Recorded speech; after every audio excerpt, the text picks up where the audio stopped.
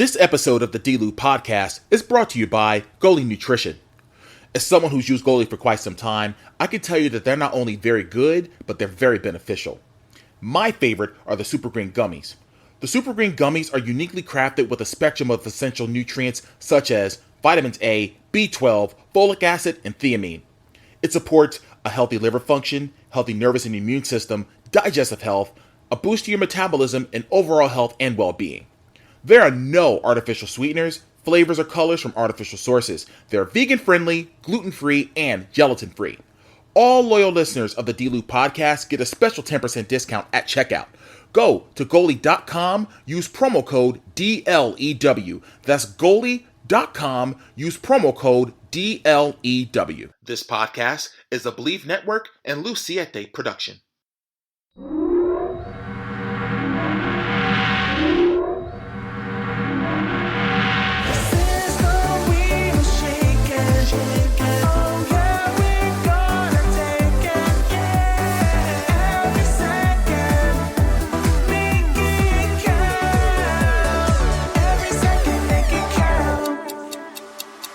Happy New Year. Welcome to another edition of the D-Lou podcast brought to you by Believe Network. I'm your host, Derrick T. Lewis. I hope y'all had an incredible holiday season, and I cannot wait for what 2024 is going to bring for all of us.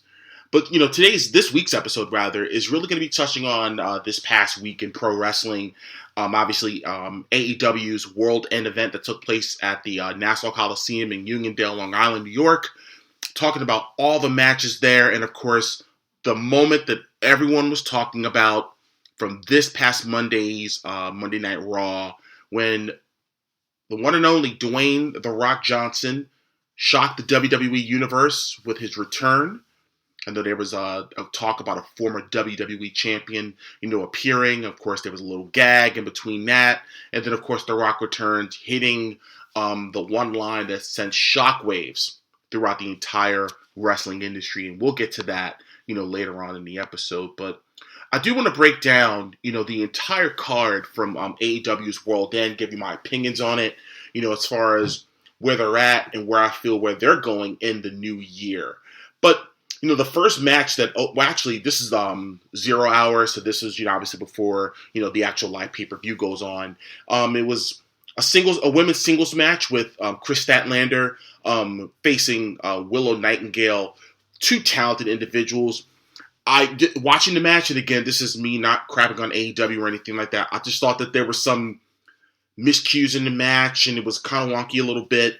But Willow Nightingale was able to get the pin. I think they were given a lot of time, 13 minutes, 25 seconds, and I hope that's a sign of things to come in AEW, because I know there's the biggest complaint. And I know I speculated a couple of episodes ago when I had Gabby on, and just talking about the lack of, time, the lack of, focus on the women's division. So I hope that, Tony Khan, is really going to put the emphasis on the women, giving them the time and giving them the spot to really showcase what they can do. But the next match was it was a 20-man over-the-top rope battle royal for a future AEW TNT Championship match. The artist formerly known as Luchasaurus, now known as Killswitch, he did win the Battle Royal, and the last individual he did throw out was Trent Beretta of Best Friends. And it spelled some doom for later on in the show, as we'll talk about. But the third match in 0 hour was Hook, defending the FTW Championship in the FTW Rules match against Wheeler Yuta, of the Blackpool Combat Club. My opinion of Hook is that, first of all, I like the kid. I think he has a bright future. But I think, to me, and this is just me looking from a totally different lens, I think he's in the wrong company. I think he could totally benefit being right now either A, in Impact Wrestling, or B, being down in NXT. I think he will flourish in one of those companies. I just think that AEW has far too many people. They have a crowded roster. So for him not to get the reps in like that, you can get the reps in as far as training and all that other stuff is concerned. Again, this is just opinion, my own opinion, and not crapping on any company, but I just feel as though that I think Hook being in one of those either of those companies, I'll even put MLW in there too. MLW, Impact, or NXT. I think he will definitely flourish and get the time that he needs for television time. That's just my opinion on that. But Hook did get the win, via submission. So now it's time for the main card. I felt as though that there was 2 8-man tag matches, and obviously the first 8-man tag was the one that opened up the card. I just think this was just an opportunity to get some people on the show. It was, of course, the Blackpool Combat Club, which consisted of Claudio Castagnoli and Bryan Danielson, Mark Briscoe, and Daniel Garcia. And they went up against Brody King, Jay White, Jay Lethal, and Roosh. 17 minutes, 50 seconds they were given. Obviously what you would expect in an 8-man tag. Chaos. Utter chaos. And, they all did. You got a lot of veterans in this ring. You talk about Claudio, Danielson, Mark Briscoe, Brody King. I'll put Jay White and Jay Lethal in there. The guys has been doing this for quite a while. So it wasn't too chaotic, but again, I'm not expecting all the bells and whistles in an 8-man tag. It's just going to feature your guys, get in and get out. And again, of course, the Blackpool Combat Club, Mark Briscoe and Daniel Garcia got the win over the Brody King, Jay White, Jay Lethal, and Roosh. The next match was Miro going up against Andrade El Idolo with CJ Perry in his corner. In the middle of the match, and they were given, by the way, about 14 minutes. A lot of people got a lot of time on this show, but they got 14 minutes, 45 seconds. As Andrade was doing Charlotte Flair's figure 8 submission, CJ reached in the ring and grabbed his hands, and he fell, and obviously fell on his back, and it was just like, CJ turned on Andrade, and of course Miro does the accolade submission to get the win, and speculating that either CJ will be going back with Miro, we don't know, but as Tony Khan talked about during the media scrum, as we all expected, Andrade was officially done with the company as of midnight, January the 1st, so Andrade is now a free agent. Speculation of whether he'll show up back in WWE, we shall see. I'm looking forward to seeing what happens, but, sky's the limit. Best wishes to him and his future endeavors and whatever he decides to do. I think Andrade can go wherever he wants to go, whether it's in Mexico and maybe work the Indies a little bit. I think he'll do really, really well, but I think he'll be in one of the major companies, before you know it. Royal Rumble is at the end of the month, just saying. Next match is for the AEW Women's World Championship. Timeless Toni Storm with Luther pinned Rio, actually. She went up against Rio. She did win. She did retain the title. Nice back and forth match. I really love the character work that Toni Storm is really doing with this Timeless character. A throwback to old Hollywood, 1940s, 1950s, pin-up type actress type thing.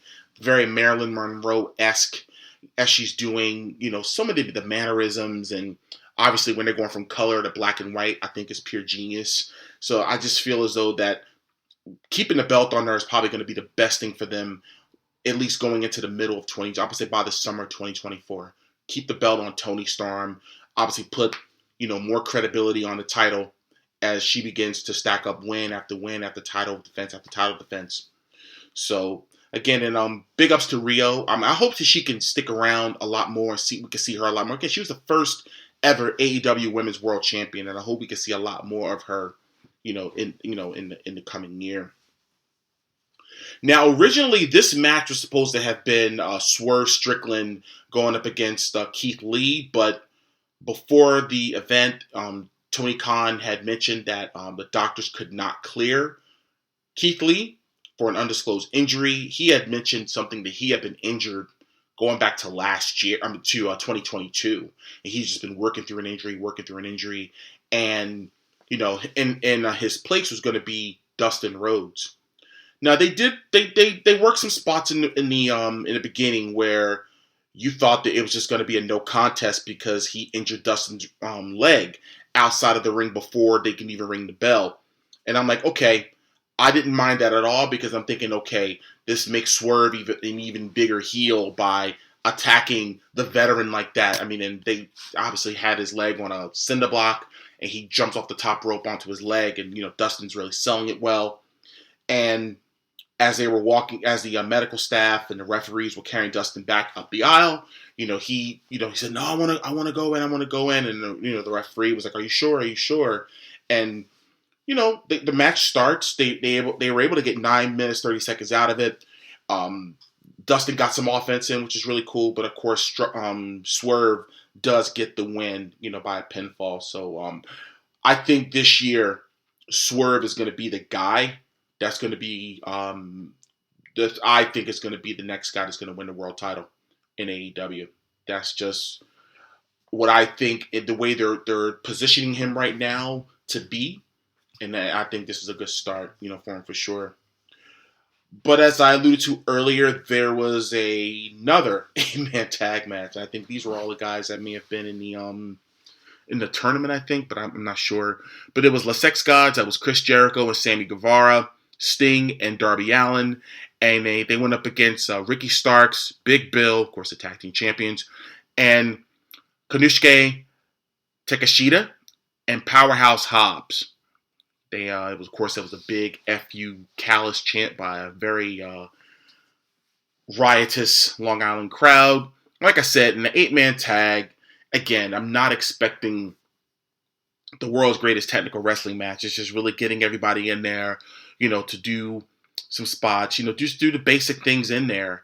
And I know there was some controversy that was circling around social media early in the day regarding Chris Jericho, which, again, I'm not too sure about it. I'm not going to even report on it. But obviously some fans had got word about it, and they were not so kind to Chris Jericho. And I'll leave it at that. They were, as him supposed to be in the babyface, that was not the case. They were booing that man as life depended on it. But nonetheless, La Sex Gods, Sting, and Darby Allin did get the win via pinfall, against the Don Callis family, Ricky Starks, and Big Bill. Next is a house rules match for the AEW TBS Championship. It was Abaddon's stipulation, biting is legal. Wow, even in a post-pandemic world, we're still trying to bite people. Unbelievable.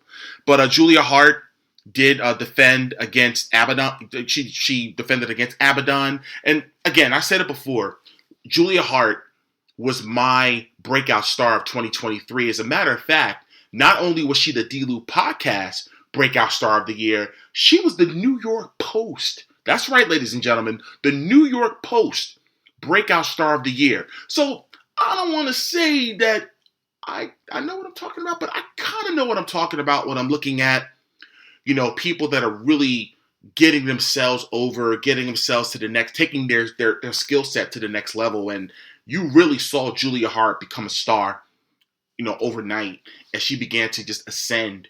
And I truly feel that this year, who knows, the sky's the limit for her. But, they were given 11 minutes, 35 seconds, for that match, for the house rules match. Julia Hart did defeat Abaddon by pinfall. And again, Abaddon is somebody else that I really wish we could see more of. I love the character. I love the look. She's different. Obviously she's, the paint, and there's the piercings, and there's the wild hair, kind of give me a little Luna Vachon type vibes. And I just think that they could do so much with her, even if she's, whether she's a company. I actually would like to see her in House of Black, to be honest with you. She has that type of aura about her. But that's neither here nor there. But the next match is the no DQ match for the AEW TNT Championship. Christian Cage with Shayna Wayne and Nick Wayne defended against the Rated R superstar Adam Copeland. Now, I said this on Twitter, now the X app, during this match, and I just said, man, like these two, I'm going to call them Edge, screw it, Edge and Christian. When you have guys like those two, either you're wrestling against either one of those two, or if they're in the ring together, the psychology is just going to be off the charts. These guys have been doing this for so long. Think about this. They've been wrestling, I would say they've been around the wrestling industry close to 30, over 30 years, I would say. So you talk about 60 years combined of wrestling experience with these two. So you know the ideas that were going to be just, I would have loved to have been a fly on the wall, listening to them talk and go over their match in the back and just break down why they want to do this spot versus that. When do we do this or when do we do that? That's pure psychology, and that's just something that you just can't teach. You just have to be involved for so long to be good at what you do. And man, obviously this is again, no disqualification, so everything went. So of course they introduced the ladder, they introduced the chairs, and of course they introduced the tables. So obviously they were trying to do the flaming table spot and on Edge, but then of course Edge took the lighter fluid and he powerbombed Nick Wayne onto the table, but he missed the table, but he did catch on fire, which was, whoo, man. God bless that kid. I'm telling you, that was man. But they tried to basically redo the spot that Edge did with Mick Foley at WrestleMania 22, but Edge actually speared Mick Foley through a flaming table, which was insane. Even for 2006, I just couldn't believe that spot was done. But Adam Copeland did defeat Christian Cage to become the brand new TNT champion. But as I stated earlier in this show, that Killswitch was gonna, make an appearance, and he did, and he had the contract. But remember, the contract is not, you actually have to sign the contract. You know what I mean? In AEW, in order for you to cash into your championship opportunity. But what happened is that Christian Cage got up and convinced Killswitch, he whispered in his ear to let him sign the contract after the beatdown, and they all beat him down. And of course, Christian Cage regains the TNT championship. So he basically didn't have the championship for like maybe 2 minutes, and he won it right back. So I thought that was some really good business there. And this feud is far from over.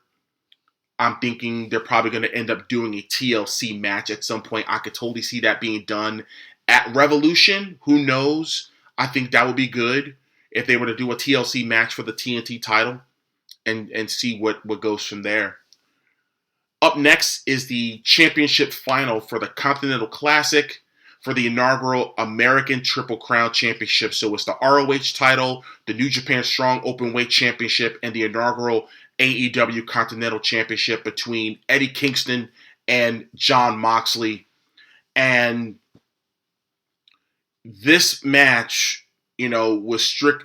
If you would have zapped these two out of an AEW ring, and this could have been done in New Japan, All Japan, Noah, Pro Wrestling Noah over in Japan, this could have been this type of match. It was a hard hitting match. They chopped each other. Oh my goodness. It was sometimes it was hard to watch of like how hard they were hitting each other. But that's what you expect in a match with Mox and especially with Eddie Kingston. And remember, Eddie Kingston, I think was he had an 0-2 record in this tournament, so he had to really work his way back up, which I thought was great storytelling in regards to telling Eddie Kingston working from underneath. And this is why I think this is character work, because by nature, and this is just real life, I think Eddie Kingston is a natural underdog. He fights for the underdog. He fights for the middle man as far as, trying to work the way up. The working man's champion, as I like to call him. But Eddie Kingston did defeat Jon Moxley by pinfall. The match was 17 minutes, 20 seconds. They got a lot of time. And, man, a show of respect by both at the end, with the handshake, the hug. And real life, good friends, you know what I mean? And going back to when Mox and Kingston first had their first feud in AEW a few years ago. And, of course, the main event of the evening was, of course, for the AEW World Championship with the champion and hometown hero Maxwell Jacob Friedman, MJF, defending against Samoa Joe. And so many, stories are going into this match. Are we going to find out who the devil is? Who's the devil? Who is the devil? We all had our speculations. I had a tongue-in-cheek comment on Twitter where I thought it was going to be Vince McMahon. I really did. But, of course, Joe, and again, because Max was already hurt. He was sporting a, like this, I don't know, his rehab, like, sticker Velcro thing on his back and on his arm. Like, he was, he is legit injured and just wanted to get through this match. But, of course, that just added to the drama to the match. Samoa Joe does win, via submission to win the AEW Championship. He gets out of the ring. And, of course, Adam Cole was actually at ringside with MJF on his crutches. And, of course, the four guys, the Devil's Henchmen, it was four of them. They come to ringside and they grab Adam Cole. And they had a chair, and he said, "Don't hit him." Max is telling them, "Don't hit him, don't hit him, don't hit him." Lights go out. The lights come back on. The four guys are standing behind Adam Cole while Adam Cole is in a chair, just sitting, looking at Max. And he was revealed as the devil, and he actually had the devil's mask inside his hoodie. Threw it on the mat, and they beat the crap out of MJF.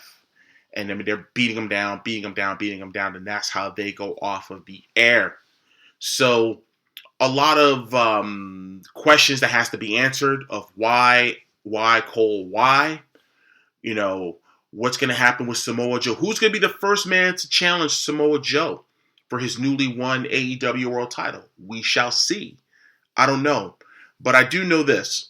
I think going off the air, like that, I think there's almost like a cliffhanger because, again, it's going to afford everyone to allow everybody to tune in to AEW this Wednesday. Of course, you're hearing this on a Thursday morning. AEW Dynamite would have already taken place last night, and we're going to definitely see. And I may cover that maybe later on over the weekend, possibly. We'll see.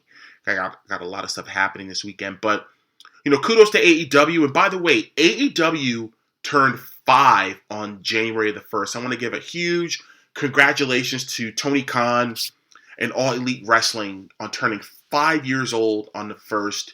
And again, huge kudos to Cody Rhodes, Kenny Omega, and the Young Bucks for really lighting the spark during that time of, I would say 2017, 18, 19, because everyone was just clamoring for something different than what we were seeing on national television, obviously. And they facilitated change in the industry.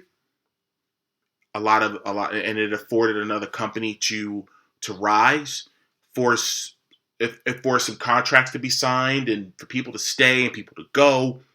And it gives people jobs, and I think that's the most important thing. So for wrestling fans out there that want a company to fail or go out of business, I don't think you're a wrestling fan, because if you want a company to fail, then that's just, you're just bitter and you're just not a good person. If you want to see wrestlers unemployed, I think that's just a trash way to look at it.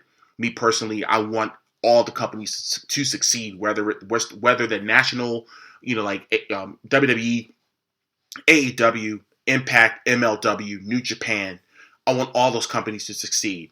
All the indie companies, you know what I mean? Monster Factory, where I belong to, ECWA, SWF, Pro Wrestling Magic. There's so many other companies that I can't even think straight right now. How many independent companies that are out there? I want all companies to succeed, because the more that the big boys succeed, it trickles down to the indie. So, again, congrats to AEW on 5 years of existence, and I can't wait to see what the next 5 brings us. But I do want to touch on this past Monday's Raw in the moment. Again, we're already a few days into the new year, and already, the industry is buzzing. I know they had put out something where a former WWE champion was going to be making an appearance, and Jinder Mahal comes out, and it was a huge letdown. Let me tell you, fans were booing. Fans were, oh man, it was crazy, and it was insane. But he is a former WWE champion, and he's doing the whole anti-America thing, which has been done ad nauseum, but nonetheless, it was getting people's attention. And of course, you hear, "If you smell," and The Rock comes out, and of course, he's running down Jinder Mahal. Jinder Mahal's giving it back to him, and of course, The Rock sings his own rendition of the United States national anthem, "Star Spangled Banner." Something about kicking his ass, his candy ass, and of course, he does the spine buster and does the people's elbow. And he said, "Before I leave," he said, "I just want to tell you, I'm going to do something. I'm going to go to get something to eat because I'm hungry." He said, "But I have to think of where I'm going to eat. Am I going to eat at a booth? Am I going to eat at a bar, at the bar?" He's like, "Everyone, we loves the bar. Or am I going to sit at the head of the table and drop the mic?" And it got the internet wrestling community buzzing, because now it's the big what if. Does Cody get to finish his story at WrestleMania? Or will The Rock come in and face the tribal chief, Roman Reigns, for the Undisputed Championship? We don't know. We don't know right now, and that's what I love, because of the fact that the more that we don't know, the better it is, because now they can now tell their own stories. To me personally, I hope Cody gets his moment at WrestleMania 40. I hope that night one, CM Punk and Seth Rollins, get the main event night one of WrestleMania. I hope that's the case. But again, we don't know. Now, there's rumor out there that obviously where Elimination Chamber is going to be in February, is going to be in Perth, Australia. And they've been clamoring for The Rock, and apparently that's where the match is going to take place. Again, I don't know for sure. I don't know. This is just things I've been reading, but we'll see. Now, if they're saying, if this is correct, if it's going to be Orton facing Roman at the Rumble, then The Rock facing Roman at Elimination Chamber, then it gets Cody his opportunity to wrestle Roman at WrestleMania. I can actually go with that, to be honest with you. I could totally see that happening in regards to, all right, Roman's going to have to really go up against some stiff competition, to get ready for Cody at WrestleMania. And I think hopefully Cody can really finish the story, with the pyro going out at Lincoln Financial Field in Philly at WrestleMania 40. We shall see. But again, an exciting time, for the wrestling business. It's an exciting time to be in the business and be a fan. I'm lucky enough that I am a fan and I'm in the wrestling business as well. So we shall see what happens, from here. It's only beginning of the year, and we're already talking about 3 months from now about WrestleMania. Off of one sentence, or the head of the table. Unbelievable. We're going to get the match that we've been clamoring for a while, but I'm hoping, as a Cody Rhodes fan, I'm hoping that The Rock wrestles Roman Reigns at Elimination Chamber, and then Cody wrestles Roman at WrestleMania. Well, like I said, that's going to cover my this episode this week. As I stated before, I'm excited for this year and what it's going to bring. For this show, I put out a list yesterday. Well, actually on New Year's Day, I put out a list on my social media. I put things that I wanted to accomplish this year. Things that I feel as though that is going to take my brand, take this podcast, and myself to the next level. And a few of those things is really bringing on even bigger guests. And I've been shooting my shot already in regards to ones that I want to interview on this show. Those that I want to give this show, the lift. You know what I mean? And I'm not ashamed to admit it. Obviously I'm still growing. This audience is still growing. And I thank each and every one of you that tune in every single week or every time I drop new content, that you all are tuning in and you're downloading. And I appreciate you more than you know.